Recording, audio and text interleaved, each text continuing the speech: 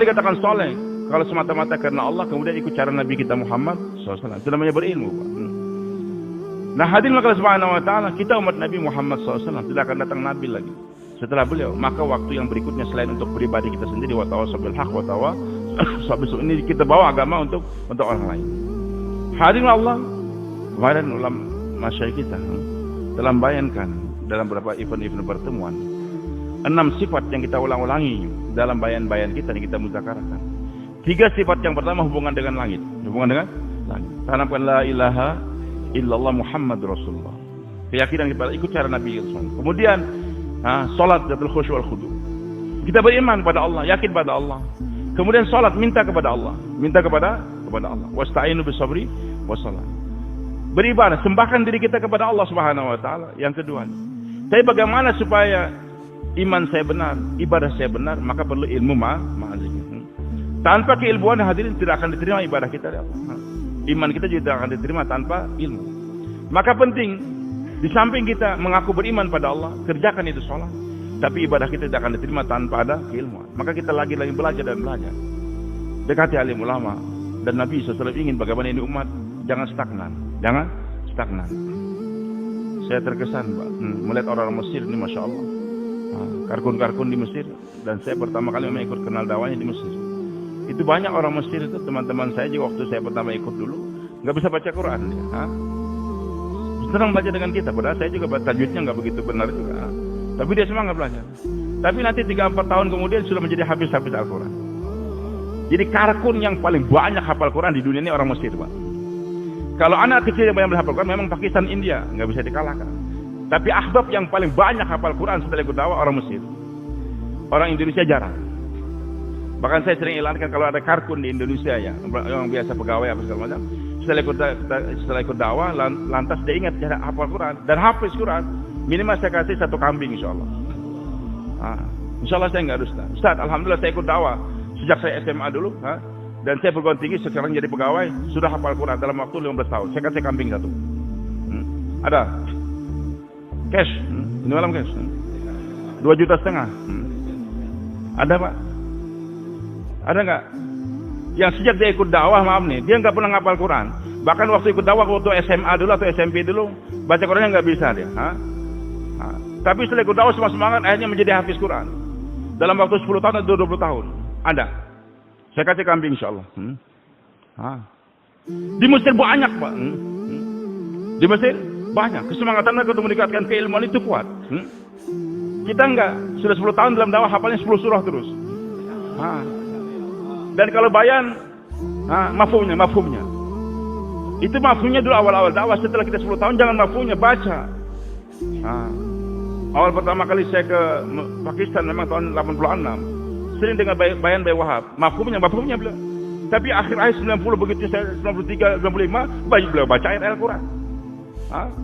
Banyak Syekh Abdul Wahab yang hafal ayat-ayat hadis Nabi, beliau banyak apa? Banyak yang saya nggak hafal, Syekh Abdul Wahab hafal. Luar biasa. Jadi jangan stagnan kepada mafhumnya terus belajar kita. Dekati alim ulama. Bersedia insyaallah. Nanti ada yang meninggal dunia, ayahnya meninggal, tolong mandikan. Maaf Pak, kami orang tabligh nggak bicara masail. Goblok kamu. Belajar selama 40 hari bagaimana cara mandikan mayit. 40 hari kita belajar Allah usahakan adab makan, adab tidur sekali saja. Jangan tiap hari. Jangan tiap hari adab makan, adab tidur tiap hari sehingga pulang suka makan suka tidur. Cukup sekali saja atau 2 kali maksimal. Nanti hari berikutnya infiradi saja. Ada orang baru Ustaz Abdul Wahid, tolong ajarkan dia adab makan pojok sana. Ajarkan adab tidur. Adab apa yang kita pelajari setiap hari banyak. Bagaimana ada berwudu, bagaimana ada sholat, bagaimana ada menghormati ulama, bagaimana cara memandikan mayat, bagaimana cara sholat menjalankan mayat. Sehingga kita pulang menjadi orang yang berilmu. Hadirin subhanahu wa ta'ala, tidak akan diterima hubungan dengan lain tanpa ada keilmuan tersebut.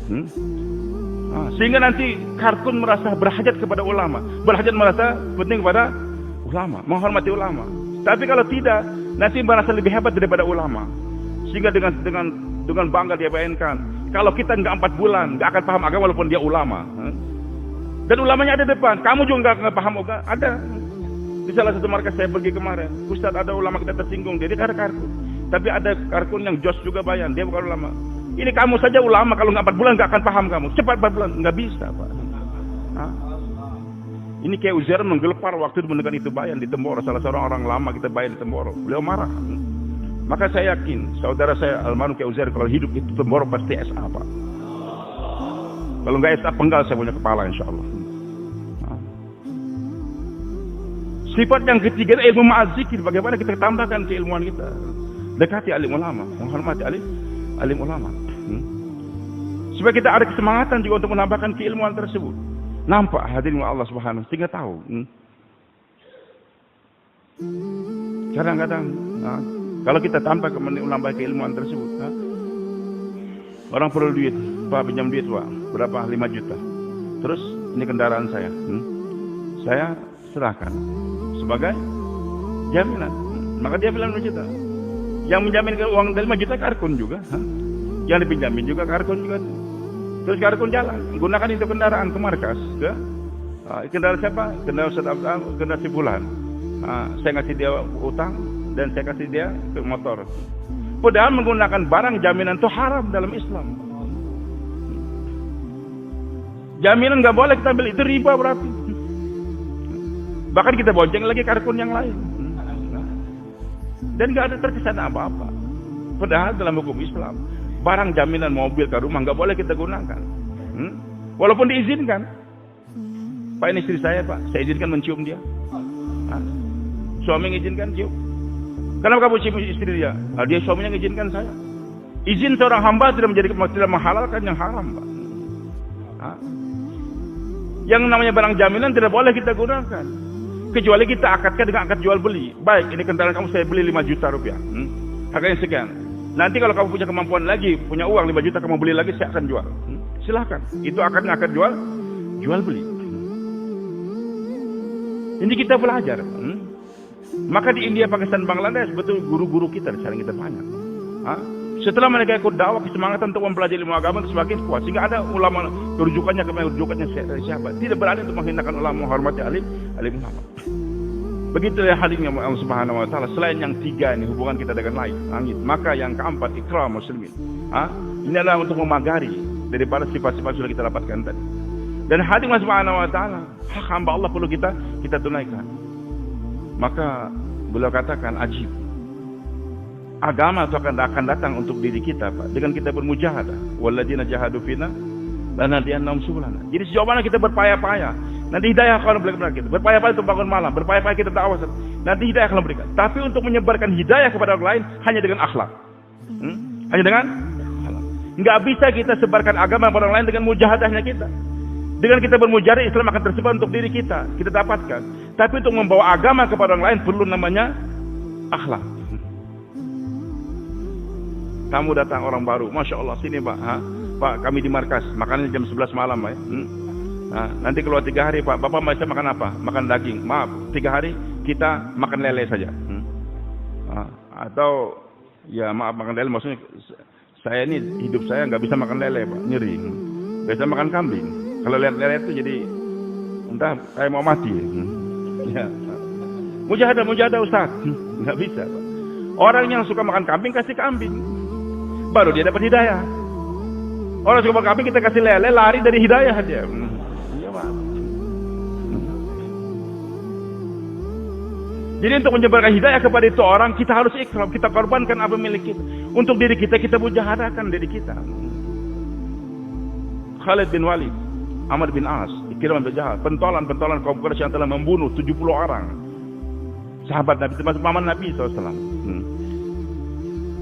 Tapi Nabi SAW ingin mereka ini dapat hidayah bagaimana? Maka hati Subhanahu wa ta'ala ketika Nabi pergi pada Umratul Qadha, cari mana Khalid? Lari. Khalid nggak mau jumpa dengan Nabi SAW. Maka Nabi katakan kepada saudaranya, mana kau punya kakak? Khalid itu orang baik. Khalid itu orang baik. Tapi dia cerdas. Tapi kenapa dia menggunakan kecerdasannya kepada sesuatu yang tidak baik? Maka dia terkesan langsung kirim surat. Khalid, Rasul menanyakan kamu. Rasul mengatakan kamu tuh orang pintar. Kenapa menggunakan kepintaran ke sana? Terkesan, Nabi enggak mengenal, tidak. Nabi tahu kepintaran. Akhirnya Khalid radhiyallahu anhu pun terkesan dengan pujian Nabi SAW. Dan datang ketika Khalid datang, Nabi sambut dengan gembira. Begitulah Amr bin As datang, dimuliakan oleh Nabi. Ikrimah bin Abu Jahal, yang berperang bersama dengan ayahnya terus. Ketika ayahnya terbunuh, marah dia. Itu anak langsung ditebas, tangannya terputus. Tapi ketika Fatu Mekah, dia lari ke Yaman. Istrinya kejar dia, tapi minta jaminan, ya Rasulullah, suami saya orang baik, saya akan dakwah dia. Tapi kasih saya tanda, saya bosan kau datang dari kamu, dan kamu bawa saya dia aman. Kata Nabi, ya saya jamin dia aman. Kasih sorban Nabi SAW. Kasih sorban Nabi SAW. Cerita panjang, yang jelas Nabi katakan sebentar lagi Ikrimah akan datang. Sebagai seorang mukmin, muhajir, mujahid. Kalau dia datang, jangan hinakan ayahnya. Jangan sebut-sebut tentang ayahnya saja. Maka Ikrimah pun datang menghadap Nabi. Nabi muliakan. Nabi muliakan. Wahsy begitu juga. Telah merobek-robek dan Raja Hamzah. Sampai Nabi enggak kuat. Lihat pamannya telah terbunuh dengan lembing, dirobek oleh Hindun lagi, dikunyah-kunyah lagi jantungnya, tapi nggak bisa dimakan. Allah jaga kan. Nabi nggak kuat. Lihat pamannya dibunuh. Gitu. Akhirnya Nabi SAW mengatakan, wahai paman, kalau aku nanti berkuasa mengalahkan mereka, la ummas dalam musul, saya akan cincang mereka juga. Nabi ingin nebus darah pamannya, saya akan cincang juga. Biasanya Musa seorang Nabi, beliau Nabi, tapi juga sebagai manusia juga. Lihat pamannya banyak membantu beliau, membela beliau. Beliau akan demikian, maka Musa seorang manusia juga terucapkan, ya Rasul, wahai paman, akan saya balas mereka juga. Tapi Allah katakan kepada Nabi dan juga kepada sahabat, fa in aqabtum fa aqibu bimithli ma uqibtum. Kalau kamu ingin membalas, balaslah. Tapi bimithli ma uqibtum, setimpal, jangan berlebihan. Kalau dipukul 3 kali, pukul juga 3 kali, jangan lebih. Wala in sabartum wa khairu sabirin. Tapi kalau kamu sabar, itu lebih bagus. Kalau membalas silakan, tapi jangan berlebihan. Kalau bersabar itu lebih bagus. Setelah diberikan pilihan, Allah sendiri yang mengarahkan, wasbir, sabar wahai Muhammad. Tadi diberikan pilihan mau membalas silakan, tapi jangan berlebihan. Kalau kamu maafkan itu lebih bagus. Sekarang taskil aja, wasbir, sabar wahai Muhammad. Wa ma sabruka illa Allah. Kalau gitu Allah, wahai Allah, aku sabar. Aku sabar. Maka Mekah pun dibukakan, Wahsy lari dia. Nabi SAW sudah targetkan, memang dia itu akan dibunuh juga.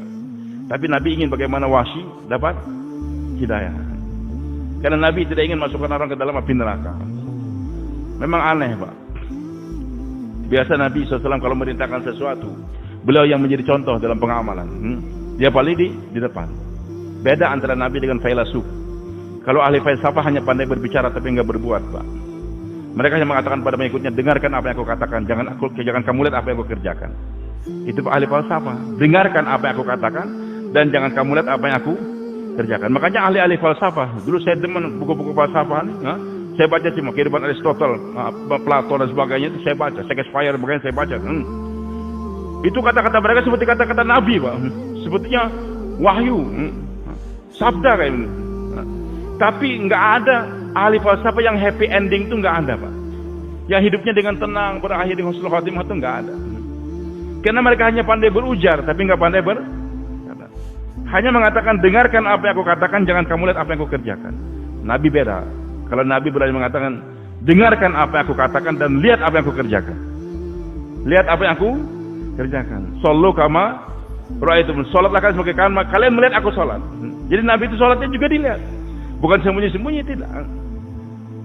Hadirnya melakukan Allah Subhanahu wa taala. Maka Nabi SAW perintahkan dan dia yang pertama kali mengerjakan. Tapi ada satu perintah di antaranya, kata alim ulama, yang Nabi perintahkan dan jelaskan fadilahnya, tapi berusaha Nabi enggak mengerjakan. Nabi berusaha tidak mengerjakan. Apa? Membunuh orang kafir. Membunuh orang kafir. Dalam peperangan, kalau kita mampu bunuh satu orang kafir, langsung masuk surga.